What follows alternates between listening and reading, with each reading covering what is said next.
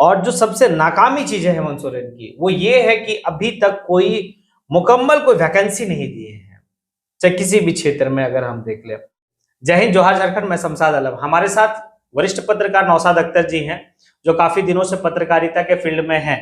अभी वर्तमान में रांची में रह के पत्रकारिता कर रहे हैं और काफी करीब से जो है कि झारखंड की सरकार की वर्तमान सरकार को देख रहे हैं, उनकी कामकाज को देख रहे हैं। और वर्तमान की सरकार जो झारखंड की सरकार, उसी सिलसिले पे आज हम इनसे काफी कुछ सवाल भी करेंगे। सवाल ये है कि जिस समय ईडी को लेकर मुख्यमंत्री चल रहे थे, उस समय जो है कि ये बेबाक तरीके से अपनी पत्रकारिता को वहां पे दिखाए थे, कवर भी किए थे। इस मुद्दे पे भी बात होगी। दूसरा और जो सबसे महत्वपूर्ण मुद्दा ये है कि एक तो रघुवर दास जो 5 साल अपनी कार्यकाल को पूरा कर लिए थे, और दूसरा जो है कि अगर हेमंत सोरेन 2024 तक अगर अपनी कार्यकाल को पूरा कर लेते हैं तो हेमंत सोरेन दूसरे मुख्यमंत्री होंगे इस प्रदेश का जो 5 साल कार्यकाल पूरा करेंगे। अब हम जानना चाहेंगे पत्रकार महोदय से कि रघुवर दास की कार्यकाल और अभी वर्तमान के जो मुख्यमंत्री हैं हेमंत सोरेन की कार्यकाल, ये दोनों में अब किस तरह से आंकते हैं, क्या है इनका ये? देखिए, आपने देखा था कि पिछले डबल इंजन की सरकार जब रघुवर दास सत्ता में आए थे और 2014 से लेकर 2019 तक राज्य का मुख्यमंत्री बने थे, यानी कह सकते हैं कि अभी तक झारखंड में जितने भी मुख्यमंत्री बने हैं, ये पहला सौभाग्य रघुवर दास को प्राप्त है कि उन्होंने 5 साल तक अपनी सरकार चलाई।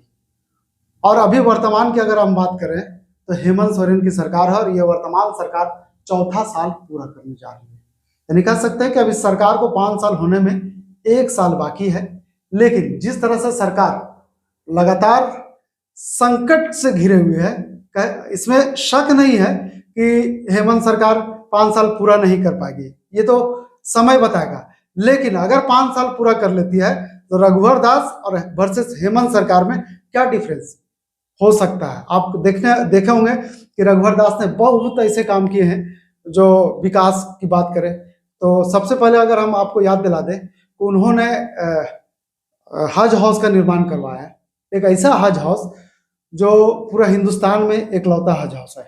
दूसरी बात, अभी जहाँ पे झारखंड विधानसभा का सत्र जहाँ चल रही है, उन्होंने रघुवर दास ही उसको अपने कार्यकाल में ही पास करवाया था। भले उद्घाटन फीता काटने का काम हेमंत सोरेन ने किया, तो इसमें कोई शक नहीं है कि रघुवर दास ने मतलब झारखंड को विकास नहीं किया। झारखंड का विकास रघुवर दास ने अपने शासन कार्यकाल में बहुत अच्छे से किया है।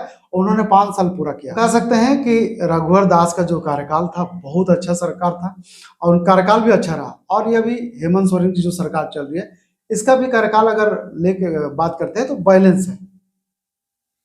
और देखिए, यहाँ दिक्कत क्या हुई कि रघुवर दास को सत्ता में वापस नहीं आ सका। इसका मुख्य कारण बने सरयू राय, क्योंकि सरयू राय की पर्सनली लड़ाई थी, राजनीति लड़ाई जिसको आप कह सकते हैं।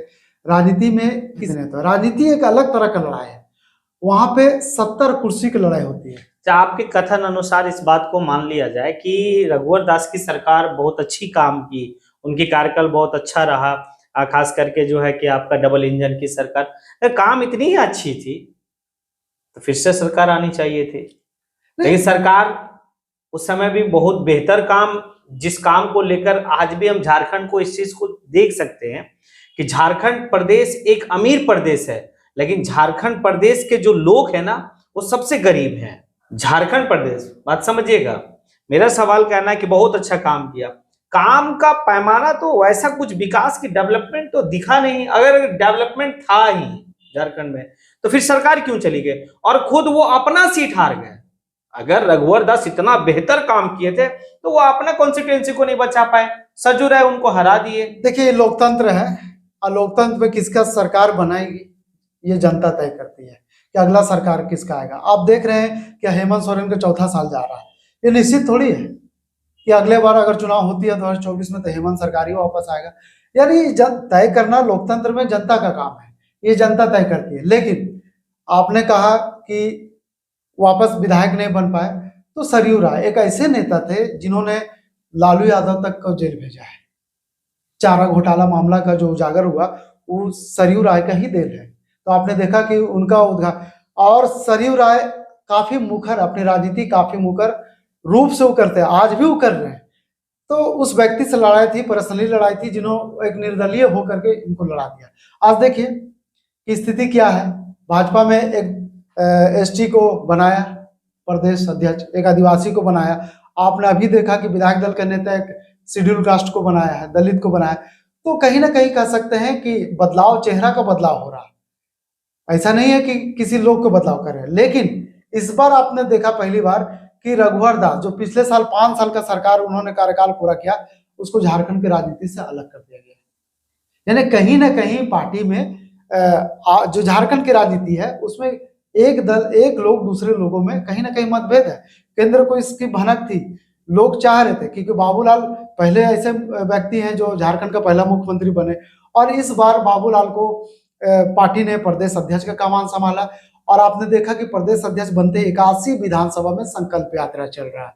तो निश्चित तौर पे कह सकते हैं कि बाबूलाल को फिर से चेहरा आगे लाने के लिए एक पार्टी ने जिम्मेदारी दी है, और आने वाले समय में भी बाबूलाल मुख्यमंत्री का चेहरा हो सकते हैं, ये तो पार्टी तय करेगी। लेकिन आपने कहा था कि हेमंत सरकार और रघुवर सरकार में क्या फर्क है, इसका मतलब नहीं कि हेमंत सरकार काम नहीं किया। हेमंत सरकार ने बहुत ऐसा काम किया। मैनिफेस्टो जब वो चुनाव में आ रहे थे, आने से पहले जनता के बीच में उन्होंने गया, जनता के बीच में अपने मैनिफेस्टो के आधार पर उन्होंने कई ऐसे वादे किए।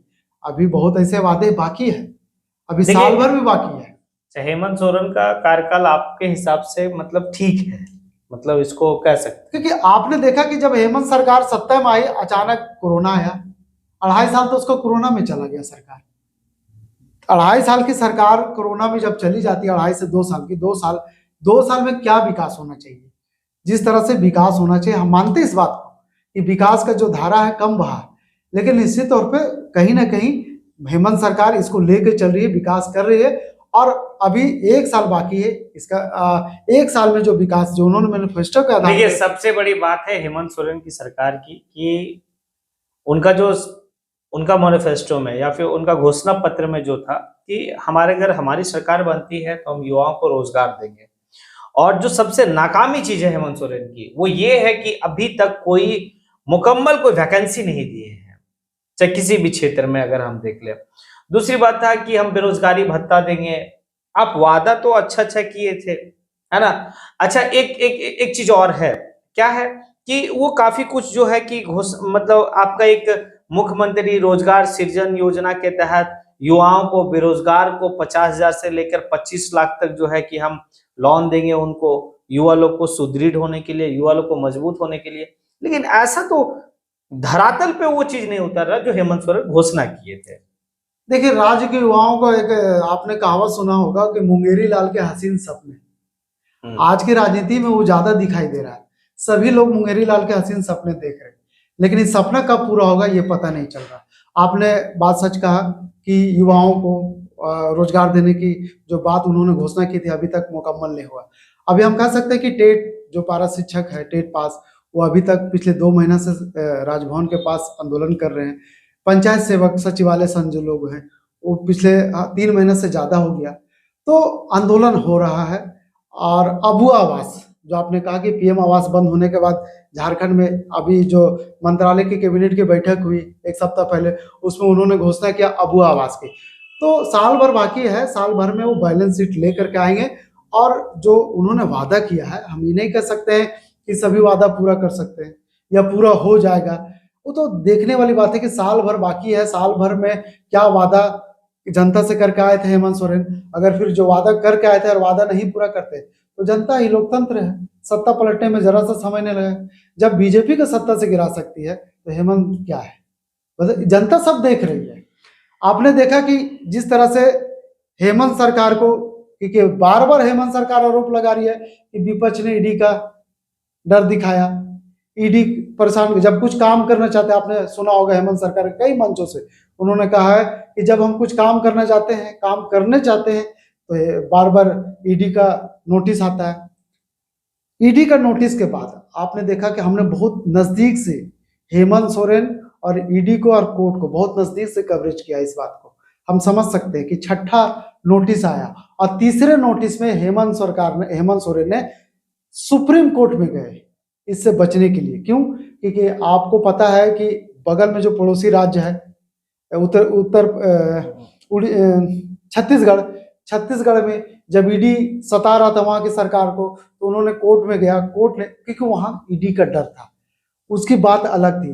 और झारखंड की बात अलग है। एक तो यहाँ वो अवैध उत्खनन का मामला है, दूसरा लैंड स्कैम का मामला है। दो अलग अलग तरीके से चल रहे हैं और ईडी के रडार पर कई ऐसे राजनेता हैं और कई ऐसे अधिकारी अभी भी उसके रडार पर लगे हुए। तो जब हेमंत सोरेन तीसरे संबंध में सुप्रीम कोर्ट गए, सुप्रीम कोर्ट ने कहा कि आपको हाई कोर्ट जाना चाहिए, आप डायरेक्ट आ गए, क्योंकि सिलसिला होता है निचली अदालत, हाई कोर्ट, उसके बाद सुप्रीम कोर्ट।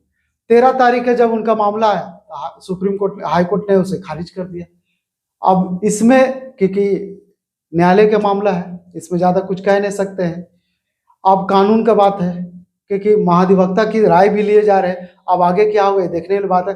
तो इसी तरह जो 4 साल समय बीता है, 4 साल में काम भी हुआ है, परेशान भी रहे, अब आने वाले 1 साल बाकी है। अब देखने वाली बात होगी कि हेमंत सोरेन कितने खरे उतर पाते हैं। चलिए, बहुत बहुत धन्यवाद।